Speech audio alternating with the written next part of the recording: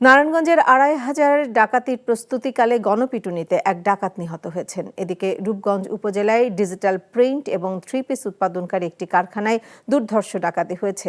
এই ঘটনায় ৩ জনকে গ্রেপ্তার করেছে পুলিশ জানায়, গতরাতে ২৫০০ উপজেলার হাইজাদি ইউনিয়নের কাহিন্দি এলাকায় একদল ডাকাত হানা দেয়।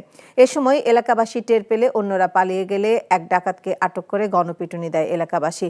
এতে ঘটনাস্থলে মারা যায় সে। আহত হয়েছে এক নারী। নিহত ডাকাতের নাম বিল্লাল। ওদিকে রূপগঞ্জ উপজেলার যাত্রামোড়া এলাকায় ডিজিটাল প্রিন্ট এবং 3 পিস উৎপাদনকারী একটি কারখানায় দুর্ধর্ষ ডাকাতি হয়েছে। গভীর রাতে ১৫ থেকে ২০ জনের একটি ডাকাত দল কারখানার নিরাপত্তা রক্ষী ও কর্মচারীদের হাত মুখ বেঁধে কারখানায় প্রবেশ করে।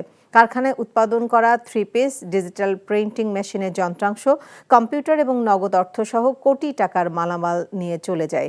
কারখানার সিসি ক্যামেরার ফুটেজ দেখে ৩ জনকে গ্রেপ্তার করেছে পুলিশ। বাকিদেরও গ্রেপ্তারের চেষ্টা চলছে বলে জানানো হয়। ১৪ ডিসেম্বর একই প্রতিষ্ঠানে ডাকাতির ঘটনা ঘটে। ২বার ডাকাতি হয়েছে।